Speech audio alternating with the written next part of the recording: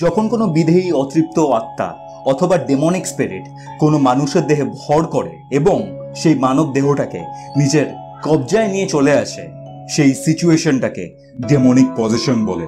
এই demonic position একবারে হয় না, 4টে স্টেপে কমপ্লিট হয়। আর এই স্টেপগুলো সম্বন্ধে আজকে আমি তোমাদেরকে বলবো। তোমরা কি করে বুঝবে যে তুমি অথবা তোমার চেনা পরিচিত কেউ সেই ডেমনিক এন্টিটির কন্ট্রোলে রয়েছে, এবং এই এন্টিটি অর্থাৎ এই ডেমনিক স্পিরিটের থেকে বাঁচার কি উপায়, এই সব কিছুই আজকে আমি তোমাদেরকে এই ভিডিওর মাধ্যমে জানাবো। সো ভিডিওটাকে স্কিপ না করে শেষ অবধি দেখতে থাকো। ডেমনিক পজেশন বা পজেশন একেবারে হয় না, এটা কয়েকটা স্টেপসে ঘটে। আর এই ডেমনিক পজিশন হওয়ার জন্য একটা গেটওয়ে ওপেন হয়, যার মাধ্যমে অন্য কোনো জগতের কালো দূষিত বিধেয়ী আত্মা আমাদের পৃথিবীতে চলে আসে। এই গেটওয়েটা বিভিন্নভাবে খুলতে পারে, যেমন প্লানচেট, সিয়ান্স অথবা লেজিট কোনো হরর গেম বা চ্যালেঞ্জ, যার মাধ্যমে এই গেটওয়েটা ওপেন হয়। অথবা কোনো অ্যাবান্ডেন্ট হাউস বা কোনো পোড়ো বাড়ি যেখানে এরকম টাইপের ডেমনিক এন্টিটির এক্সিস্টেন্স রয়েছে, সেখানে যদি কোনো হিউম্যান বিং যায় তখন ডেমনিক পজেশন ঘটতে পারে। এছাড়াও আরেকটা উপায় এই ডেমনিক পজেশন হয়, সেটা খুবই ক্রিপি অ্যান্ড সেটা খুবই ডার্ক। সেই জিনিসটা হচ্ছে অভিশাপ বা কার্সের মাধ্যমে। কার্স বা অভিশাপের মাধ্যমে কোনো পিশাচ বা ডিমনকে কোনো মানুষের ক্ষতি করার জন্য পাঠানো হয়। আর এটা যিনি করেন তিনি তন্ত্রে বা এরকম ডেমনিক প্রক্রিয়াতে খুবই সিদ্ধহস্ত হন। এই ক্ষেত্রে সেই পিশাচ বা ডিমন সেই মানুষের ক্ষতি করে, কিন্তু কোনোভাবে যদি সেই পিশাচ বা ডিমন সেই মানুষটার ক্ষতি করতে না পারে বা পজেস করতে না পারে, তাহলে যে তাকে জাগিয়ে তুলেছিল তাকেই সেই ডিমন বা পিশাচ মেরে ফেলে। ফাদার গ্যাব্রিয়েল অ্যামট রোমের ক্যাথলিক চার্চের প্রধান এক্সোরসিস্ট ছিলেন। তিনি তার বই an exorcist tell his story তে বলেছেন যে ডেমনিক পজেশন 4টে স্টেপসে ঘটে। আর এই 4টে স্টেপসই এখন আমি তোমাদেরকে বলবো। ডেমনিক পজেশনের ফার্স্ট স্টেপ হলো infestation. Infestation it is a haunted house type of feeling. এক্ষেত্রে সেই ডেমনিক স্পিরিট বা স্পিরিট ভিক্টিমের ডাইরেক্ট কোনো ক্ষতি করতে পারে না। ভিক্টিমের সবসময় মনে হয় যে আশেপাশে কেউ রয়েছে, কোনো ইনভিজিবল এন্টিটি তার উপর নজর রেখে চলেছে। এই সময় সেই ভিক্টিম ফুটস্টেপের শব্দ শুনতে পায় মাঝে মধ্যে, কিন্তু তখন তার আশেপাশে কেউ থাকে না। ভিক্টিম মাঝে মধ্যে বিভিন্ন পচা দুর্গন্ধ পায়। অনেকে বলেন এই সময় নাকি তারা পচা মাংসের দুর্গন্ধ পেতেন। এই স্টেপে সেই স্পিরিট ভিক্টিমকে নিজের এক্সিস্টেন্সের সম্বন্ধে আইডিয়া দেয়।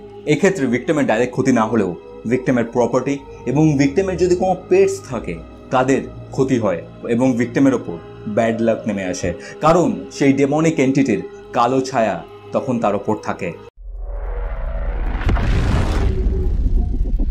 অপারেশন এই স্টেপে ভিক্টিম আস্তে আস্তে মানসিক এবং শারীরিকভাবে দুর্বল হয়ে পড়ে অ্যান্ড সেই ডেমনিক এন্টিটির কন্ট্রোলে চলে আসতে থাকে।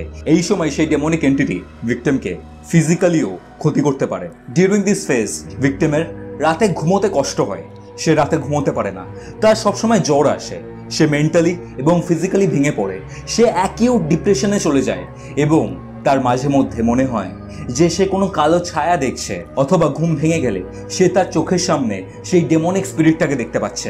এই সময় মেজর ইকোনমিক্যাল এবং ইমোশনাল প্রবলেমস আসতে শুরু করে ভিক্টিমের কাছে। আর এই স্টেপে সেই নোংরা কালো অপবিত্র আত্মা সেই ভিক্টিমকে মেন্টালি অ্যান্ড ফিজিক্যালি যতটা পারবে দুর্বল করে দেওয়ার চেষ্টা করে। এই স্টেজে অ্যাফেক্টেড পারসন নিজের বেসিক ফাংশনগুলো পারফর্ম করতে পারেন না। তিনি সবসময় একটা ঘোরের মধ্যে থাকেন, তার মনের ওপর সবসময় সেই ডেমনিক স্পিরিটের কন্ট্রোল থাকে, তাই বাইরে থেকে ভিক্টিমকে দেখে মনে হয় সে আপন মনে বসে আছে। এই সময় সেই ভিক্টিম সুসাইড অবধি করার চিন্তা ভাবনা করতে পারে, কারণ সেই বার্ডেনটা থেকে সে ফ্রি হতে চায়। এই সময় ভিক্টিম সারাদিন জেগে থাকে and sleeping become nearly impossible. The last and the final stage, possession. এই সময় সেই ডেমনিক স্পিরিট ভিক্টিমের বডিটাকে পুরোপুরি নিজের কন্ট্রোলে নিয়ে চলে আসে। ভিক্টিমকে এই সময় সেই কালো দূষিত spirit mentally, physically, spiritually and emotionally ভেঙে দেয়। তখনও সেই মানুষটার মধ্যে কিছুটা ফ্রি উইল বাকি থাকে, কিন্তু ইট ইজ সিভিয়ারলি ড্যামেজড। আর এই সময় সেই স্পিরিটটা সেই মানুষের বডিটাকে নিজের চাহিদা পূরণ করার জন্য কাজে লাগাতে পারে। কিন্তু তুমি কি করে বুঝবে যে একটা মানুষ ডেমনিক্যালি পজেসড কিনা?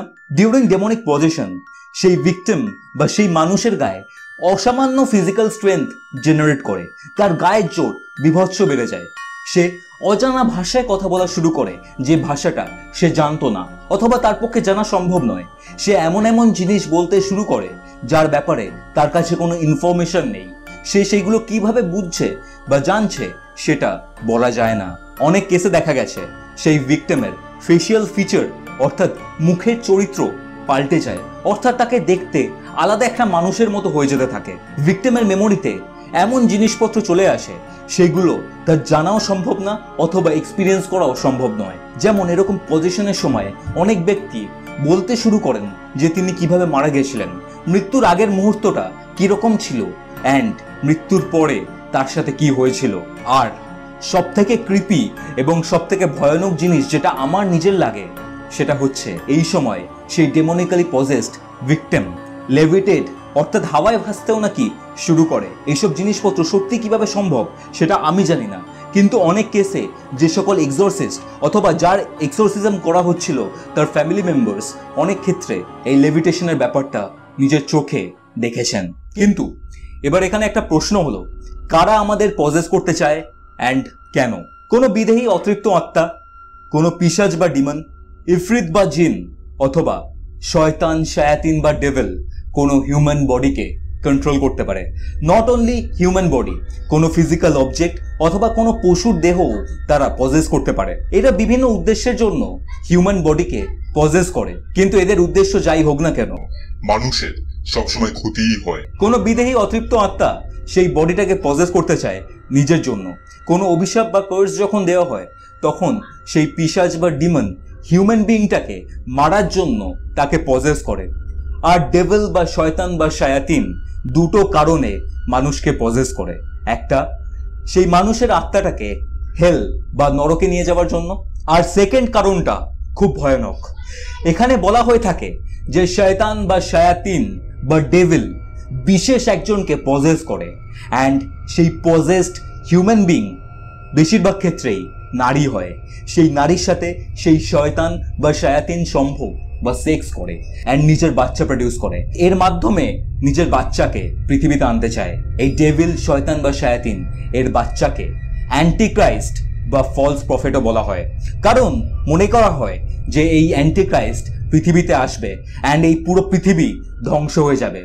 ফার্স্টে এই অ্যান্টিক্রাইস্ট এসে জিসাস ক্রাইস্টের মতো মিরাকেল শো করবে অ্যান্ড যখন আস্তে আস্তে এই অ্যান্টিক্রাইস্টের ফলোয়ার আমরা হয়ে যাব তখন সে আমাদেরকে ডমিনেট করবে অ্যান্ড আমরা এই পৃথিবীটাকে যেভাবে দেখি সেটা পুরো চেঞ্জ করে ধ্বংস করে দেবে। তোমরা কি এই অ্যান্টিক্রাইস্টের ব্যাপারে ডিটেলসে জানতে চাও?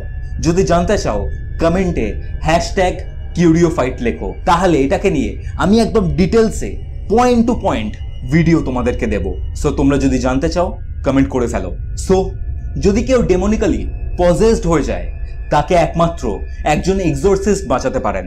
এই এক্সোরসিস্ট একজন মানুষ হন যিনি এইসব ব্যাপারে অনেক পড়াশোনা করেছেন অ্যান্ড তার অনেক ফিল্ড এক্সপিরিয়েন্সও রয়েছে। সবাই বাইবেল রিসাইট করতে পারলেও বা কোনো হোলি টেক্সট রিসাইট করতে পারলেও এক্সোরসিস্ট হতে পারেন না, কারণ এই জন্য বিশেষ কয়েকটা এনার্জি দরকার হয়, যে এনার্জিগুলো অনেক ক্ষেত্রেই গড গিভেন হয়। এক্সোরসিজমের মাধ্যমে কোনো বিদেহী অতৃপ্ত আত্মা, কোনো ডেমনিক স্পিরিট বা পিশাচকে কোনো মানুষের বডি থেকে বার করে আনা সম্ভব। আর এই এক্সোরসিজম প্রসেসটা খুব একটা সহজ নয়। এই এক্সোরসিজমের মাধ্যমে যাকে এক্সোরসিজম করা হচ্ছে, যে এক্সোরসিজম করছে অ্যান্ড এক্সোরসিজমের সময় সেই জায়গাটাতে যারা প্রেজেন্ট রয়েছেন তাদের সবার ক্ষতি হতে পারে। তোমাদের কাছে আমার একটা প্রশ্ন রয়েছে, তোমরা কি কখনো এরকম কিছু ফিল করেছো? কখনো কি তোমাদের মনে হয়েছে তোমাদের বাড়িতে যে পেটস রয়েছে তারা অদৃশ্য কোনো কিছুর দিকে তাকিয়ে তার দিকে চেল্লাচ্ছে? অথবা তোমার কি মনে হয় যে তুমি কখনো বা তোমার ফ্যামিলির কেউ কখনো কোনো ডেমনিক স্পিরিটের ইনফ্লুয়েন্সে এসেছিল? সেই সব কিছু তোমরা কমেন্ট করে আমাকে জানাও। আমি প্রত্যেকটা কমেন্ট চেক করি, প্রত্যেকটা কমেন্টে রিপ্লাই করার চেষ্টা করি।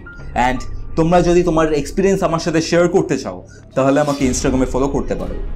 সো আসল কথায় আসা যাক, তোমরা যদি সত্যি ইন ফিউচার এই ভিডিওটা দেখার পর কোনো ডেমনিক স্পিরিটের প্রেজেন্স ফিল করো, তোমরা কি করবে জানিও কমেন্ট করে।